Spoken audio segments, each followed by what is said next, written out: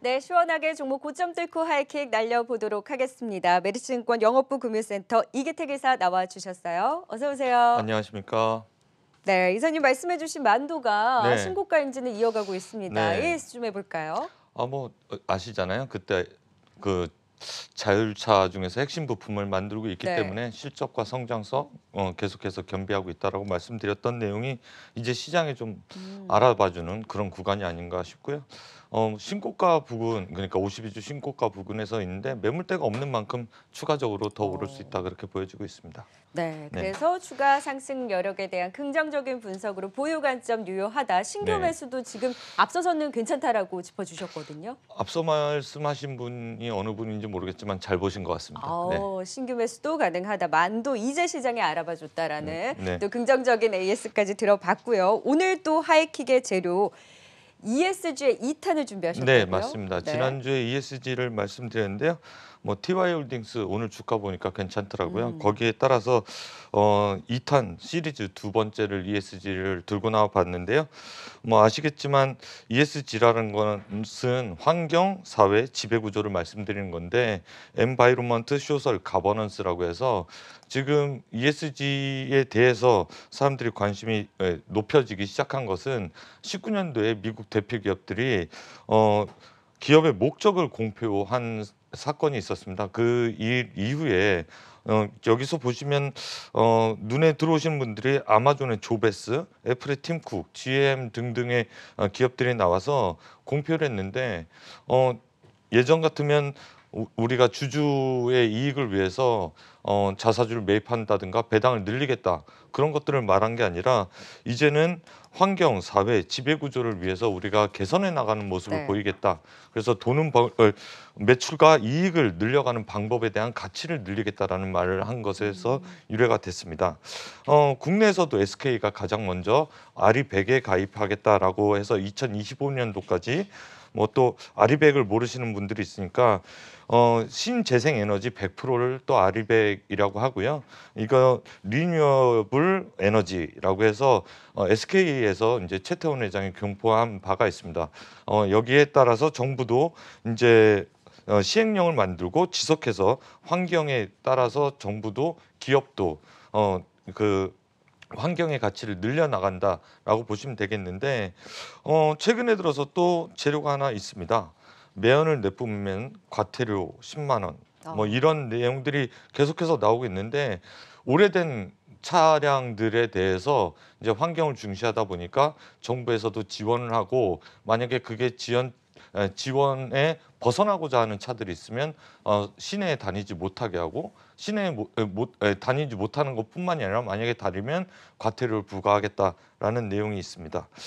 이에 따라서 이제 정부의 정책도 그리고 기업도 이제 환경을 중시하는 그런 문화가 생겼는데요. 무엇보다 이에 집중하는 모습들을, 그러니까 환경에 집중하는 모습을 많이 보이고 있어서 정부와 산업계의 친환경에 무게가 실려 있고 투자자는 여기서 투자 기회를 잡을 수 있다, 그렇게 보시면 되겠습니다. 지금 이게 액티브형 주식형 펀드 내에서 ESG와 넌 ESG 자금 유출입을 본 건데요. 넌 ESG는 옅은색 파란색 선이고 짙은색 파란색 선은 ESG 투자 비중입니다. 그러니까 점차적으로 작년 초서부터 확대되고 있었고, 이제는 ESG 이외의 펀드 구성은 좀 힘들게 됐다. 매니저들도 많이 고민하는 그런 모습들을 엿볼 수가 있겠습니다. 네. 자, 그래서 지금 ESG에 대한 관심이 높아지고 있고 시장의 돈도 이쪽으로 몰리고 있다라고 하면 우리가 또 종목을 잘 찾아봐야 되지 않겠습니까? 예, 이어서 2탄이니까 네. 오늘은 환경에 대해서 추가적으로 좀 말씀드리겠습니다. 지금 보시는 표 한 장만 더 말씀드리고 종목으로 넘어갈 텐데요. 네. 미세먼지 관련 종합계획 예산입니다. 이게 정부에서 계속해서 지출을 하면서 미세먼지 개선을 하려고 하는데 예전에 클린 디젤이라고 해서 우리나라 그 SUV나 트럭 같은 차 이외에도 승용차에도 클린 디젤 차들이 많이 판매가 됐는데 이게 최근에 들어서 골칫거리가 됐습니다. 그래서 미세먼지를 개선하기 위해서 정부에서 발벗고 나서서 미세먼지 관리를 하겠다, 있다라고 하고 여기에 지원책을 마련하고 계속해서 그 지원 예산은 커져나가는 그런 모습을 볼 수가 있겠습니다. 네, 신재생, 친환경, 지속 성장 가능한 경영 목표를 토대로 한 이제 ESG 2탄의 하이킥 종목 미세먼지 관리에 조금 더 포인트를 맞춰서 잡아오신 것 같네요. 예, 맞습니다. 첫 번째 하이킥 종목 어떤 종목일까요? 예, E&D라는 종목입니다. 네, E&D의 하이킥 어디까지 날려주셨을까요?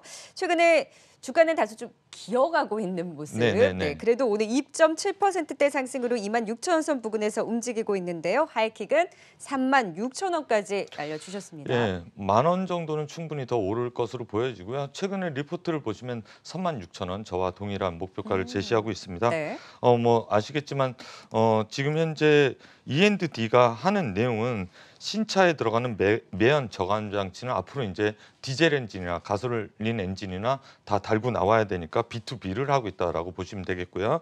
두 번째는 노후 차량에 들어가는 매연 저감 장치 모듈을 출시하고 있어서 B2C도 하고 있다. 그렇게 보시면 되겠습니다.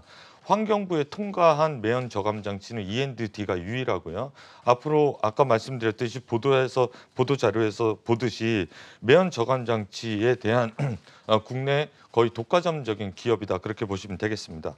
2024년까지 5등급 차량 8만 대에 대한 저감 장치를 이렇게 계속해서 내보낼 것으로 보이는데 지금은 적게 8만 대지만 전체 5등급 차량은 247만 대로 2024년도까지 줄여나가야 되는 그러한 스케줄이 있습니다. 이에 따라서 설치 비용은 정부에서 지원해주고 그 차량을 갖고 있는 사람은 E&D에서 만들어 놓은 매연 저감 장치를 달고 서울 시내나 도심 지역은 달릴 수밖에 없습니다. 안 그러면 아까 말씀드렸듯이 벌칙금을 부과되기 때문인데요. E&D가 하는 것은 소모품과 촉매, 모듈, 촉매 시스템 등을 하고 있는데 잠깐 표를 보면서 말씀드리겠습니다. 사업 부분은 촉매 시스템과 촉매 부분이 90%를 차지하고요.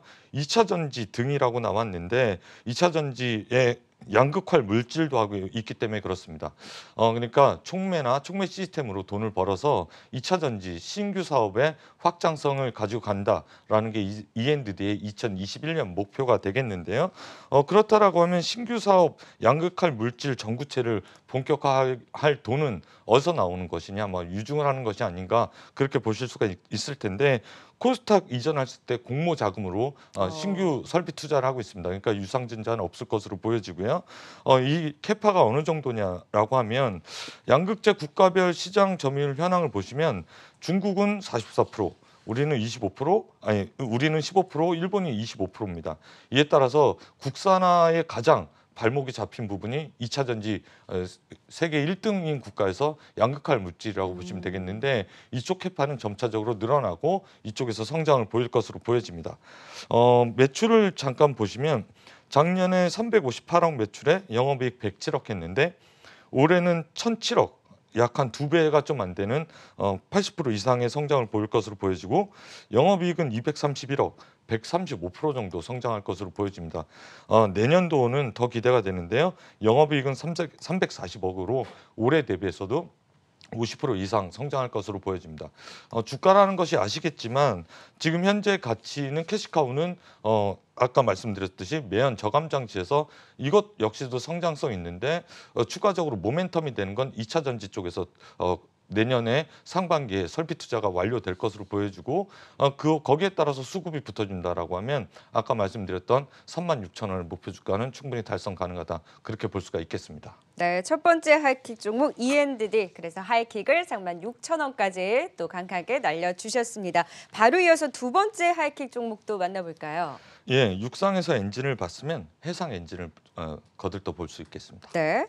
HSD 엔진 말씀드리겠습니다. 하이킥도 어디까지 날려주셨을까요? 현재는 6,890원 선 부근에서 움직이고 있는데요. 하이킥을 9,000원까지 네, 날려주셨네요. 네. 예, 해상 엔진도 마찬가지로 개선이 좀 필요합니다. 뭐 저번에 보여드렸듯이 매연이 뿌욱한 그 컨테이너 선박을 보여드렸는데 13,000 TU급 선박 한 척이 8,000대에 해당하는 자동차 매연을 내뿜고 있습니다. 이에 따라서 LNG 추진선이 급속하게 필요한 형편이고요.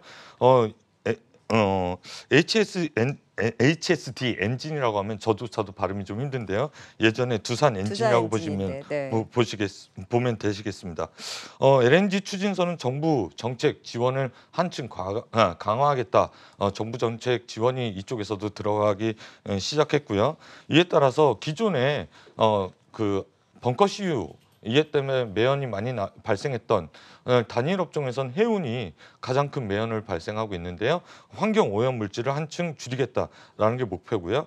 아까 말씀드렸듯이 한국 조선업에서 수주 실적과 LNG 추진선 비중인데요.